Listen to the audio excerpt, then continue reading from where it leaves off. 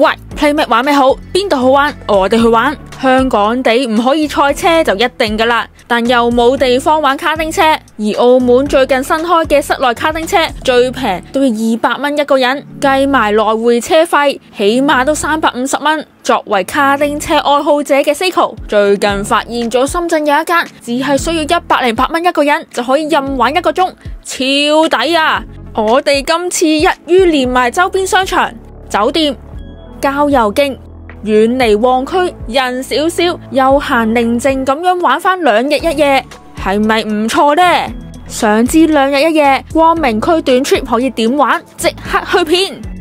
每次北上成日去嘅都係福田、羅湖、南山區，已經去到悶啦。其實唔驚遠嘅話，光明區都幾舒服。之前喺上網 book 咗深圳光明福朋喜來登酒店，準備嚟一個2日1夜小旅行。check in 酒店之前，我哋首先去玩卡丁車。香港去光明區有幾個方法，睇下你哋住邊度，同埋有幾多個人一齊起行。我哋喺福田口岸過關，搭地鐵4號線去到深圳北站，轉6號線去到光明站，再轉6支線1個站嚟到浸尾站 C 出口，全程1個鐘左右，再行8分鐘就會嚟到光明店嘅探索者卡丁車聯盟。人多梗係喺口岸 call 車啦，70至80蚊就搞掂。如果大家去西九龍高鐵站方便啲嘅話，可以搭99.9一個人，35分鐘嘅高鐵就會嚟到光明城站，嚟到再 call 車，交通都幾方便。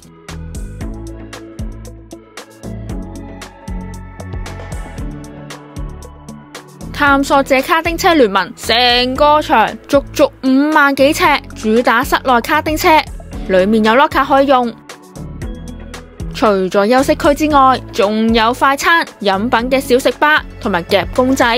呢度收費分8分鐘一節，1個鐘同埋3個鐘任玩，最抵玩絕對係108蚊一個人，任玩1個鐘。現場掃 QR code， 上美團買券仲減多2蚊，即係106蚊一個人。買飛之前要簽聲明，之後會帶一條手帶寫返暢玩嘅時段。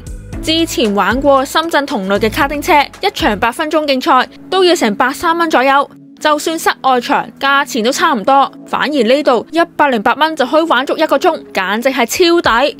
唔怪得我哋過嚟玩嘅時候，成個場都係香港人啦。如果有興趣，可以租埋賽車衫，分成人、小童裝。買完飛要換競賽券，賽車之前首先睇返條片，了解賽車嘅資訊。之後喺隔籬戴頭盔，衛生問題，戴頭盔之前一定要戴頭套，而頭套係經過消毒。如果自己有就記得自備。卡丁車係用純電動，有成人車、小童車同埋2部親子車。小朋友如果有120cm 就可以自己揸車。每場8分鐘，平均可以競賽至少10個圈，而最佳圈速係33秒以下就可以玩極速檔。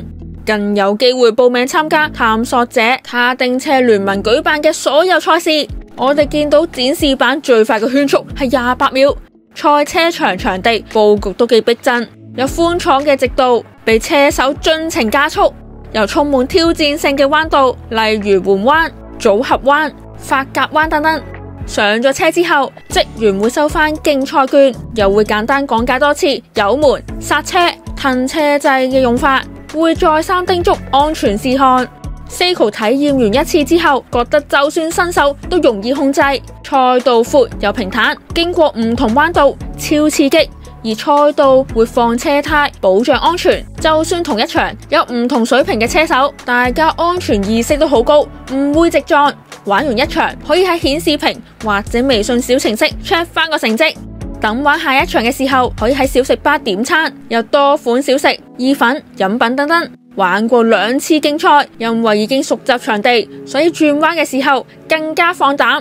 成個場真係好平滑，試過其他場會有凹凸不平嘅情況出現，室外場更加唔使講啦，仲試過有石仔彈到塊面。而且室外場用嘅係汽油車，基本上都係吸廢氣一樣，玩過1次都唔想再玩。呢個場好啱風馳電掣，超刺激，超好玩。唔怪得大家玩完1次都同 Seiko 一樣，即刻再排隊，因為會忍唔住不停玩多幾次。門口位置擺咗卡丁車展示區，有頒獎台、獎杯、打卡專用頭盔。另外，場內提供團隊團建服務。下次公司有聯誼活動，不如建議下老細考慮搞個卡丁車車聚。仲有近期港爸港媽興起帶小朋友北上學課外活動，呢度仲有卡丁車培訓班，有興趣可以過嚟報名。我哋建議嚟玩卡丁車一定要着休閒舒服嘅衫，如果着拖鞋、高踭鞋，現場仲提供鞋俾你更換。另外，盡量揀人流少嘅朝頭早過嚟，咁樣就減少排隊嘅時間，因為排隊時間都係計1個鐘唱玩票裏面㗎。如果大家想記錄自己嘅賽車經知，記得自備運動相機啦。玩完之後 call 車返光明福朋喜來登酒店，15分鐘左右車程。我哋喺 KKday book 咗 package， 一間高級大床房735蚊起，包咗雙人早餐，再加下午茶或者晚餐。5星級酒店嚟講，價錢真係超抵。健身室比平時嘅大，而且設備多，仲有自助洗衣房。我哋住嘅係19樓嘅大床房，竟然開箱到270度城市景嘅房。洗手間好大，好鬆動，房裏面空間闊落，電視仲可以收到香港頻道。休息夠啦，試下酒店嘅下午茶，每人包一杯嘢飲。下午茶有鹹甜點，味道就不過不失啦。喺酒店行過去藍鯨世界，或者光明萬達廣場，或者鳳凰城站，15分鐘左右。商場好大，餐廳選擇都多。我哋就揀咗去按摩，但係就麻麻地，唔推介啦。夜晚再散步返酒店食晚餐，主打主廚推薦菜，每2至3日就會換 menu。試咗台灣滷肉飯同埋海南雞飯，滷肉飯都幾好味，反而海南雞飯雞肉就唔夠滑，油飯就太過軟腍。食完晚餐就返房休息，準備第2日去郊遊徑行山啦。嚟到 Day 2朝頭早，喺酒店食完早餐就出發被譽為最靚紅飄帶嘅紅橋公園。呢座橋長4公里，以中國紅為主色調，係中國第2大嘅鋼結構景觀橋。除咗紅橋，仲有其他景點，例如探橋、浮橋、圓橋、月在亭、光明大時鐘、滑板場、露營野餐等等。又有瞭望台，可以俯瞰全城市景。我哋時間唔多，所以有啲地方就冇去到。如果中意打卡嘅話，可以沿路行去碧湖同埋大頂嶺、山林公園等等。路線絕對係老少咸宜。要注意啦，呢個地方嘅遮陰設施唔多，記得要帶防曬用品，同時防蚊都係必須㗎。仲有橋上面係冇洗手間，大家記住提前計劃好，唔係嘅話中途想去廁所就冇人幫到大家啦。其實光明區仲有光明大街、光明乳鴿都好出名，你哋去玩嘅時候記得幫我哋試食埋啊！